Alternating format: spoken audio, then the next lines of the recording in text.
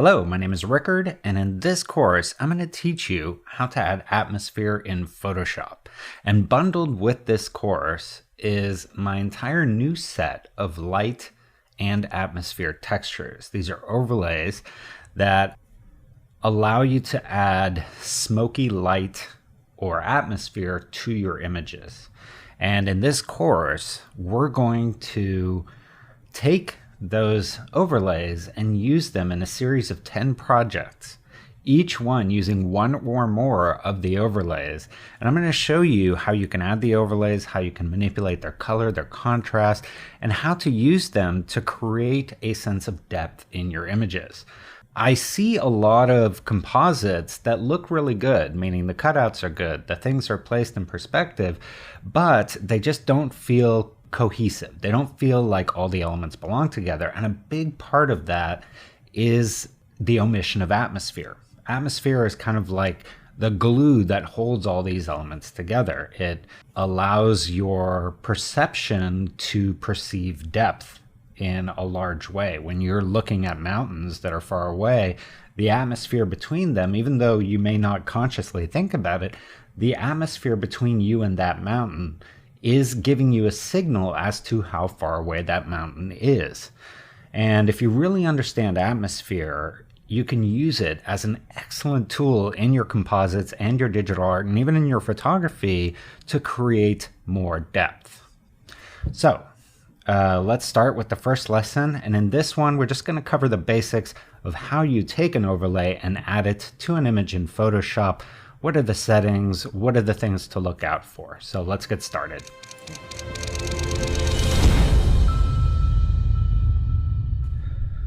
All right, let's go to File, Open. And we're going to open in Lesson 1 the DNG file. So let's go ahead and open that, and it's going to open it up in Camera Raw. And if you've used Photoshop in the past, you will notice that in the Photoshop 2020, they have redesigned the user interface for Camera Raw. So whereas the tools used to be up here, they are now here on the right side. And your settings are still here, but rather than being tabbed like they were previously, they are now all in one place. However, if you do pick a tool, you'll notice that your properties here change based on the tool that you have selected. So those are the primary differences. Otherwise, the actual tools are pretty much the same. All right, having said all that, let's go to our basic settings, and I'm going to turn off the film strip, which I can do here. Just turn that on or off. You can zoom in. And I'm actually pretty happy with how this looks already. I could maybe brighten it just a touch and maybe take the highlights down just a little. But pretty happy with that. If I click on this link down here, that's going to show me how it's going to open it. So right now it's just opening it in Photoshop 16-bit in Adobe RGB color space.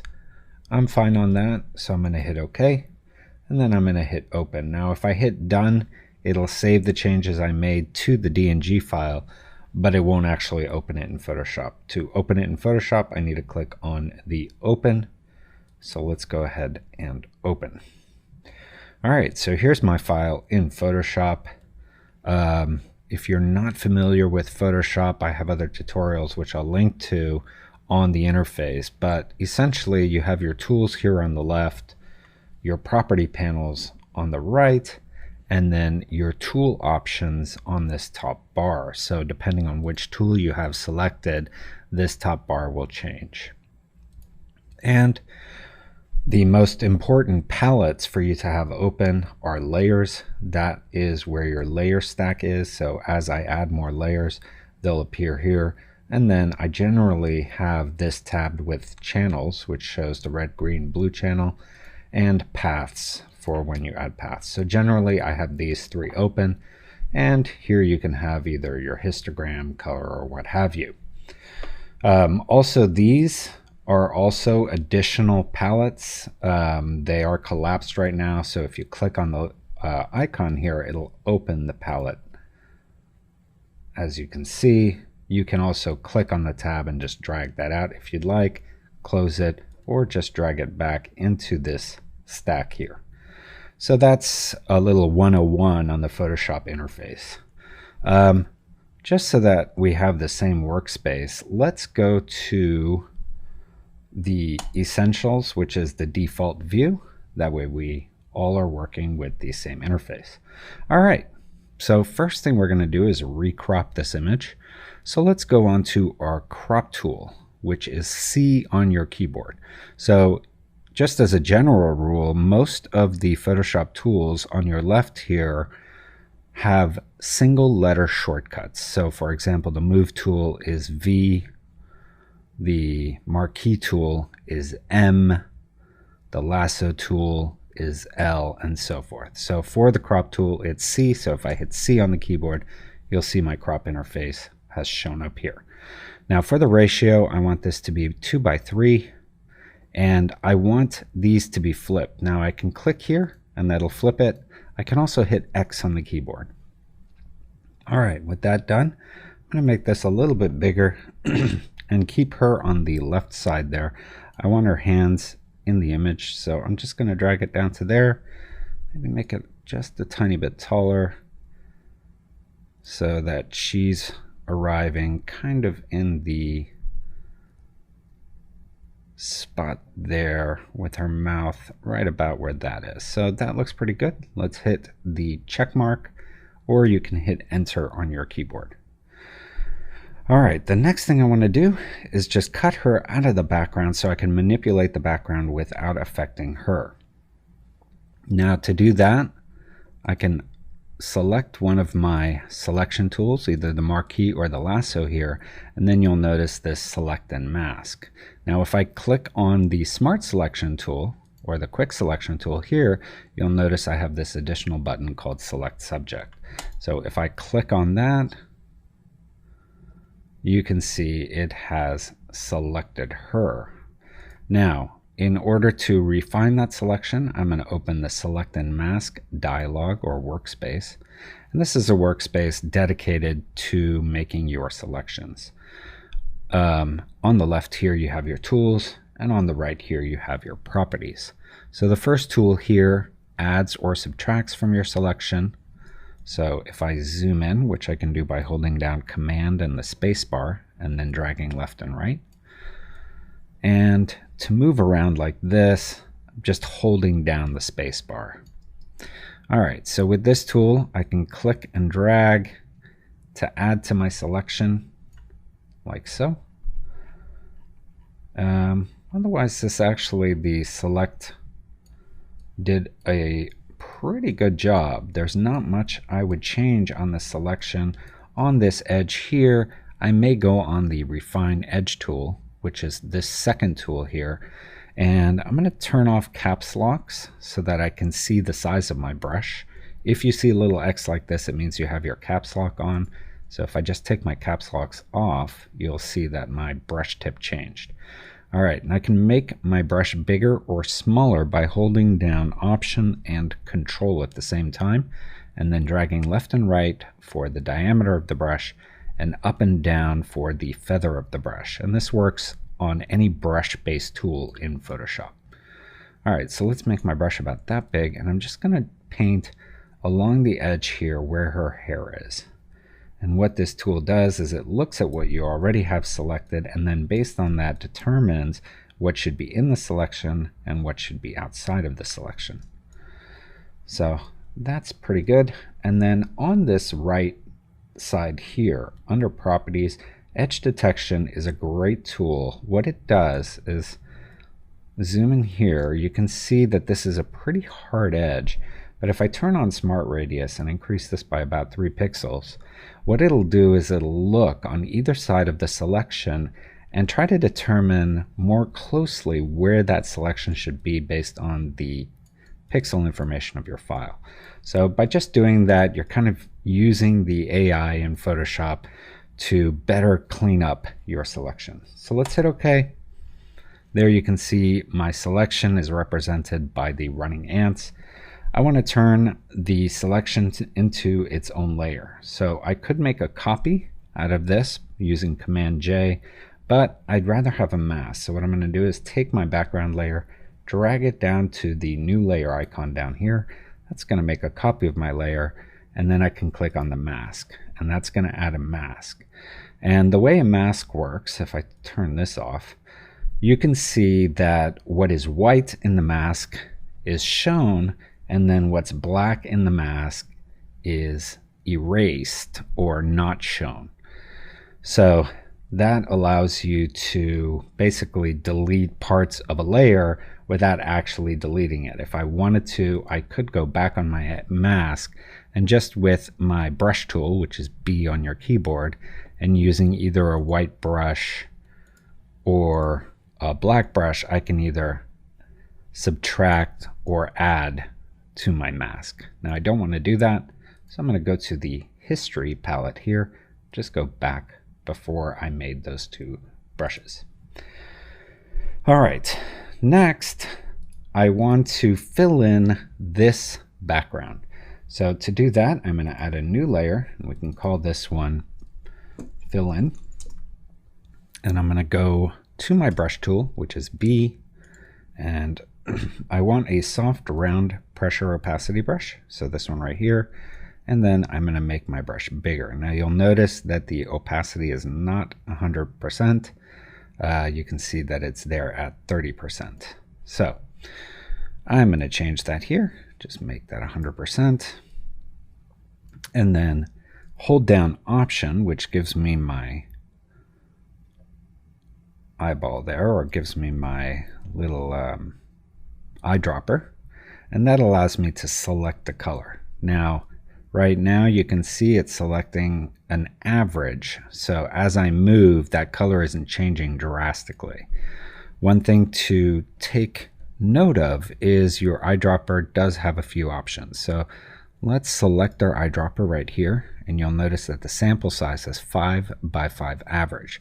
So what it's doing is it's taking an average of 5 pixels and averaging that. Now if I go point sample and start moving around, you'll notice how that gray color is flickering, and that's because there is grain in this photo. So 2 pixels that are right next to each other may actually be more different in color than you would perceive by just looking at it, which is why these averages are here. So depending on the size of your image, you'll want to adjust this. I usually keep it at either 3 or 5. So let's keep it at 5 for now. Let's select this color, go back to our brush, and start painting.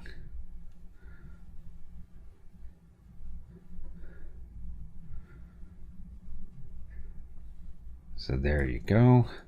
Now you'll notice that it does get darker around the edges, and I want that also in my background. So I'm going to select this darker color, make my brush even bigger, and then kind of paint down here like this.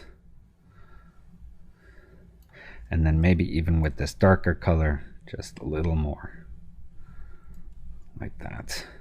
And then I'm going to take the flow down to 25 and just paint over this area like that.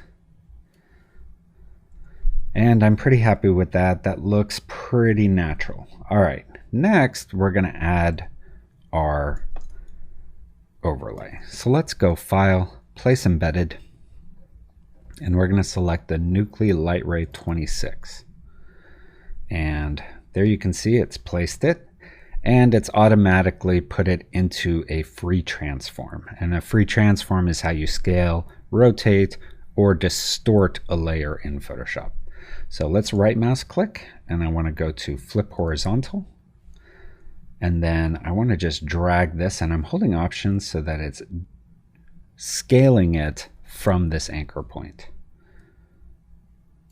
And that looks good. Let's hit the check mark or hit return, and then I'm going to change this layer to screen. You can see that now has created this appearance that it is a light shining on her. Now I want this light to be just a little bit more here, so it's kind of hitting this area, which is where in the image you can see most of the light is. So that looks pretty good. Now the problem is that's created this edge here. So I'm going to do two things. One is I'm going to push the black point on this background image to be closer to black. So to do that, I'm going to use a curve. So let's go to Image, Adjustments, Curves. And if we look at this image, this is our black point on the left. So I can take this little slider and drag this, and that's going to make my black blacker. And that already did a good job of kind of getting the line, getting rid of the line here. And then I'll just pull down the middle of the curve to make the whole thing a little bit darker. So like that. And I'm kind of looking at her face here. I don't want too much of her face being covered by that light. So just about there looks good. Let's hit OK. We still do have a little line here. So we're going to fix that with a mask. So let's add a mask. You can see because I didn't have anything selected, the mask has revealed everything. It's all white. So I'm going to go on my gradient tool, make sure I'm on the linear gradient that goes foreground to transparent, which will be under your basics here, the middle one, foreground to transparent. Let's hit OK, and let's make our foreground color here black. We can just click on that, make sure it's 100% black, 000, hit OK.